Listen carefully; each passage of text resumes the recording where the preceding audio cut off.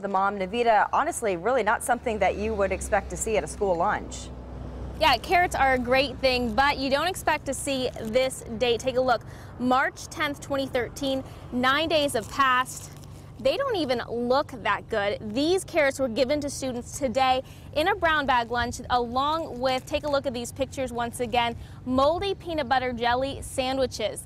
They were all in a brown bag lunch given to students on a field trip today. There were 3 classes, so roughly 60 students were on the field trip, and they were given these lunches, and all they had to eat were these moldy peanut butter jelly sandwiches. Now, I spoke to the mom who took out her camera the minute she saw what was in her daughter's lunch, and the Mesa School District tells me that the sandwiches were immediately thrown out and the kids were brought back to get better food. You know, my thing is trying to figure out who dropped the ball here, because was it the school or the distributor? But even then, no food like that should be able to ever come out to kids, especially on a field trip where they don't have any choice of eating anything else.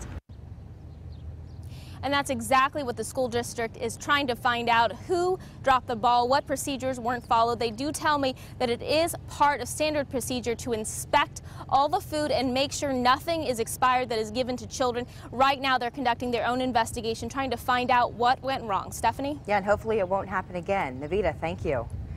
Well, this just into our newsroom. After much debate, it appears that the new Sparky is out. Now ASU is asking you to share your thoughts. Right now they're developing an online program which will let you pick different features for Sparky, like should he have maroon horns or black ones, or what shape should his eyes be.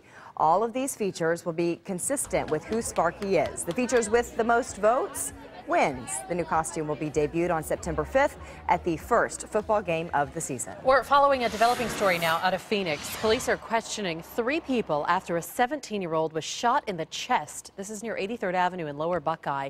When police got there, a neighbor was giving the teen CPR.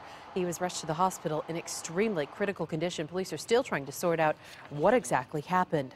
7 Marines are dead, 7 others wounded after a mortar explodes in the Nevada desert. It happened in the middle of a training exercise. The team from the 2nd Marine Division at Camp Lejeune was participating in live fire and maneuver training. 3 people suffered serious injuries. Accidents like these are very rare. That said, anytime you're handling live ordnance, the things that you would actually go to war with, there is an inherent risk, an inherent danger that something could go terribly wrong. Right now, President Obama is being briefed on this situation, while the military says a specific lot of mortars used in this accident has been suspended while this investigation continues, and we are still waiting for the names of those killed to be released for you. Well, a clash in the courtroom during the Jodi Arias trial. ABC 15's Corey Rangel has been following the new developments. Corey, a pretty heated exchange between the prosecutor and also a witness for the defense. Stephanie, the prosecutor challenged the doctor and for the 2nd day in a row got him to admit he made mistakes when evaluating Jodi Arias, and that caused the doctor and the prosecutor to butt heads during today's testimony. Yes or no? That's what it says. And what are you reading from, sir?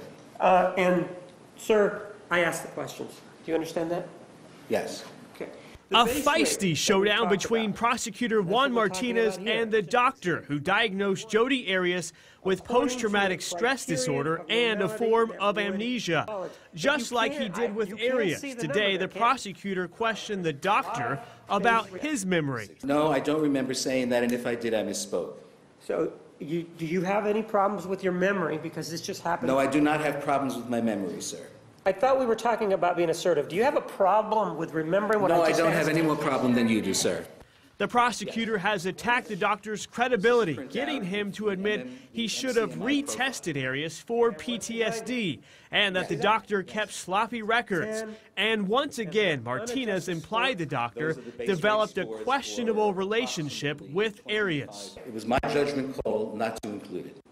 And your judgment call, is it because you had formed some sort of relationship with the defendant such that you were kind of, you know, not giving the full picture because you liked her, or what's going on here? Objection, Your Honor. Representative.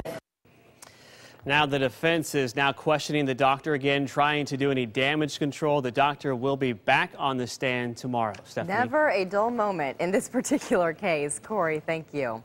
Well, the Shack 9 mansion will soon be up